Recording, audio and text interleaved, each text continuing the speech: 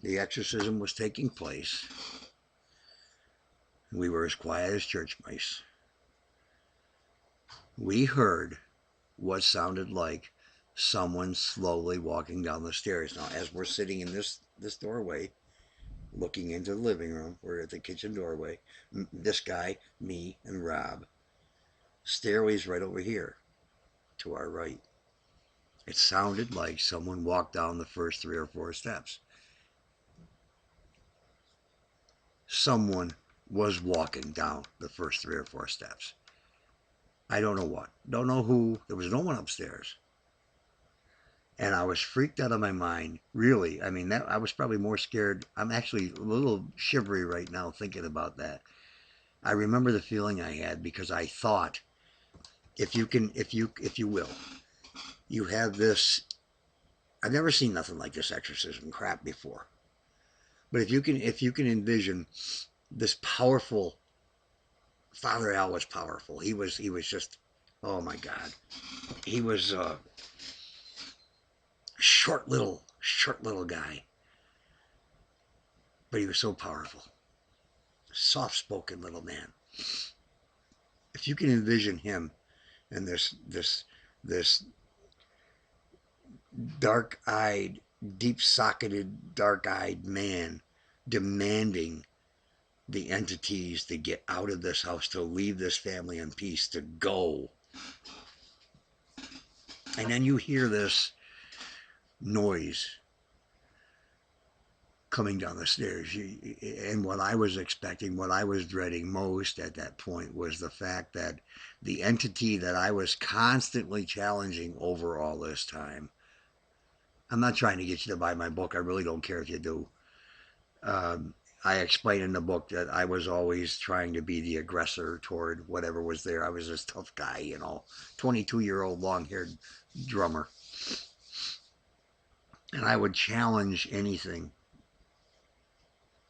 Don't do that. I will say that. I mean, whether it's apprehension or your own mind doing it to you or whatever, but don't do it. It's not safe. I expected this thing that had been challenging me all the time when I would challenge it to be coming down them stairs and, I don't know, rip my head off or something. I think I was literally trying to get Rob and the other guy right next to me. I mean, assimilate the three of us. Toward the end of this exorcism, toward the end of this house cleansing, you would not believe the noise that was happening, that was emitting from the house. Literally. This wasn't something made up by the film crew. This wasn't something that was just being heard in this corner of the room or maybe in the front area of the yard or something. This was something that was emanating from the entire house. It sounded like a cross between a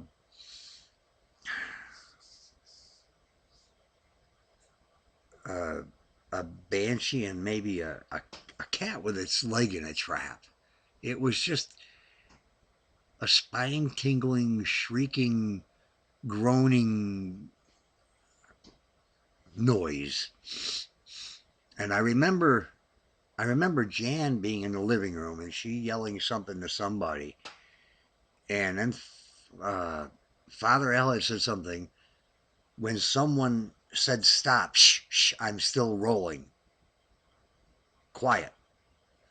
Because they could still hear. I mean, they could hear it in there. One guy I remember having earphones.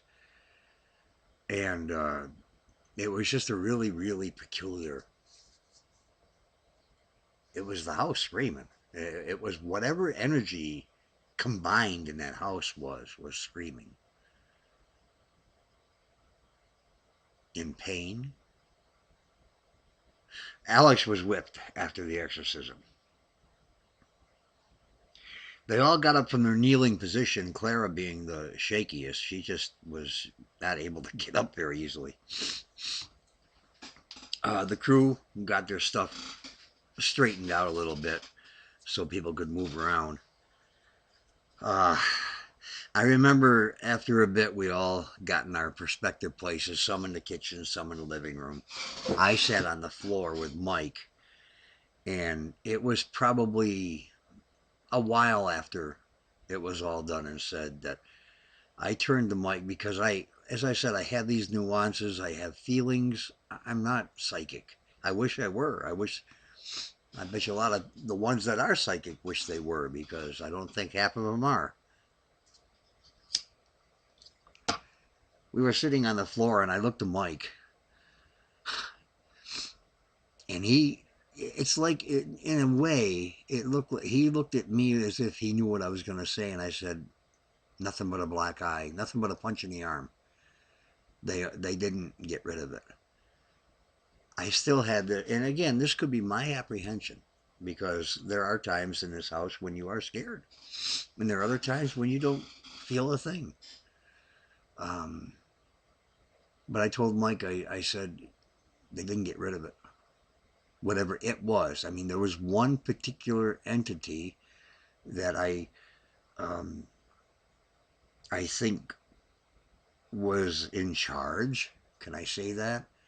That was the big shot, the boss. Kept the other ones at bay. I don't know. That's what I felt then. That's what I feel today. But what, I don't know. But Jan overheard me. Jan Kahn, the one who was in charge of this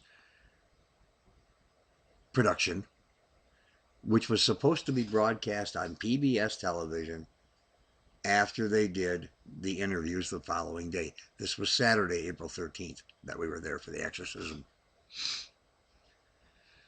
Jan overheard me say to Mike that it was nothing but a shot in the arm.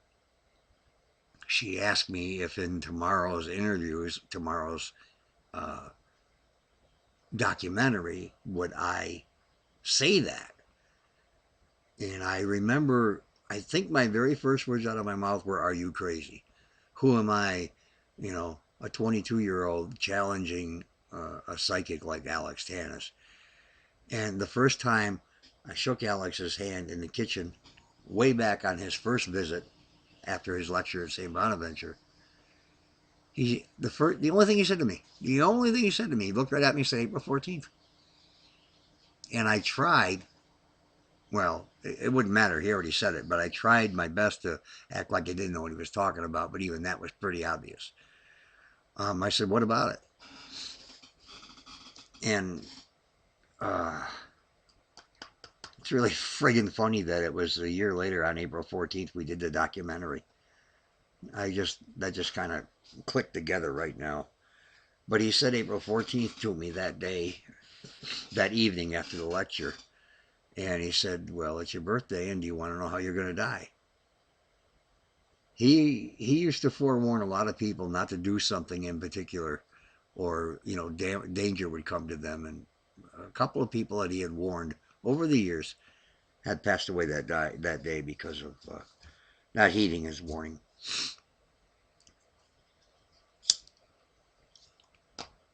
Do I have to worry about the censor laws smoking while I'm on video? Um, we were all sitting around the living room and kitchen. Jan overheard me say to Mike, "Would you say that you don't think it's gone?" And of course, I'm not going to say that. The following day, there's no way I could possibly, challenge Alex Tannis. Here's something that's odd about this. Alex was in the kitchen with his back to the stairway. The kitchen table was in the kitchen, and directly behind him was the stairway.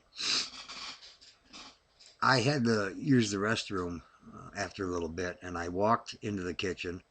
And as I passed behind Alex, I just touched his shoulder to let him know that I'm passing behind you.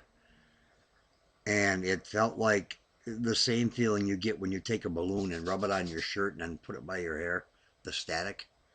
That is really odd. I don't think it was the static in his jacket. I honestly believe it was just him. I think the man was an energy ball. Was really